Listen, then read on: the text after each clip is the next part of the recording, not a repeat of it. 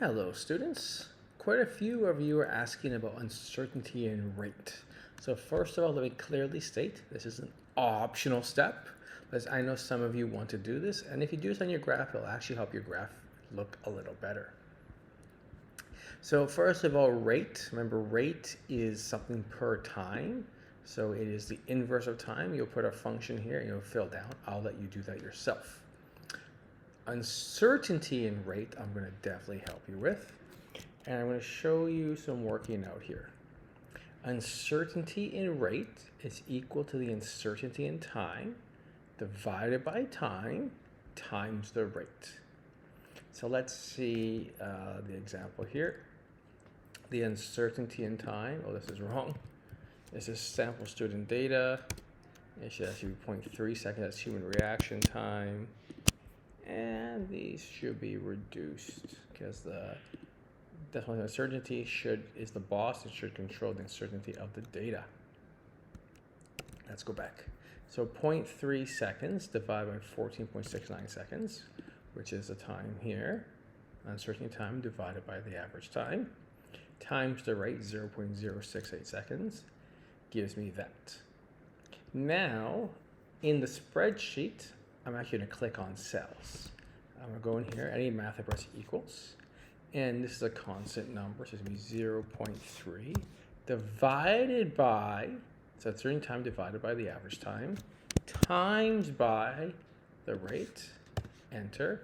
It asks me to fill down, and I do want to fill down, so I say yes. Then I need to control these decimal places and significant figures. Uncertainty should have one, maybe two significant figures. So this is quite small.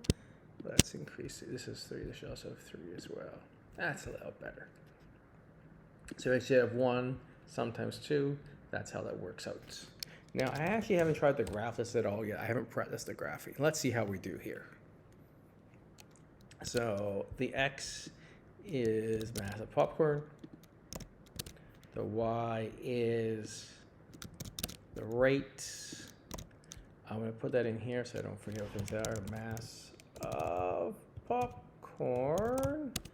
M and the units for this are grams.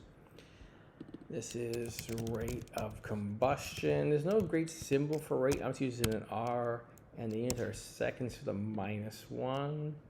So superscript minus and 1 goes there.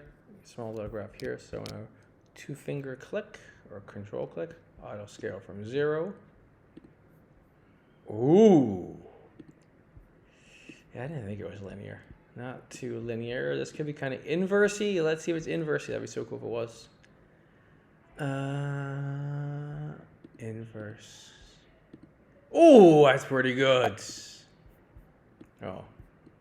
Not as good as I would like, actually. I have a special function I want to try. Sorry, making you watch this. Just doing it live. Do I have it inverse with a... Oh, maybe I don't. No, that's worse. That's worse. Cool, that looks pretty good.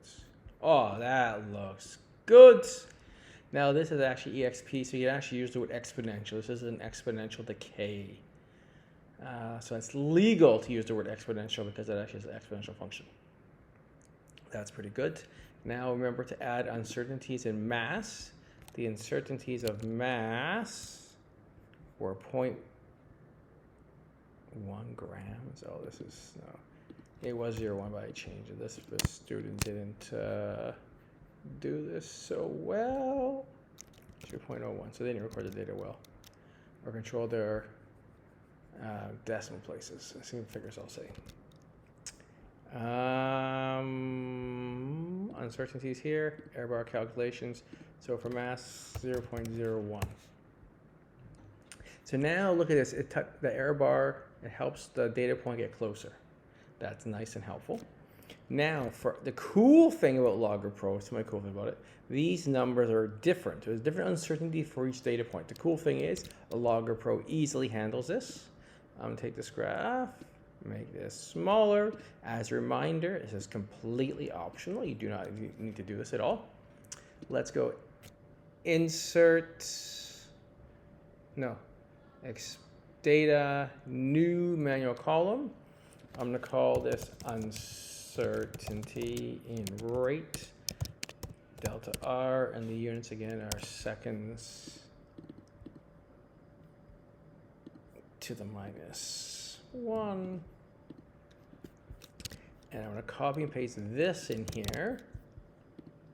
That does nothing. But now here's a super cool thing. I'm going to double click R, error bar calculations. Instead of being a fixed value of always, let's say 0.3 seconds for time, we have a new thing, and it's going to be uncertainty and rate. Let's see what happens. Oh, these are little teeny tiny uncertainties.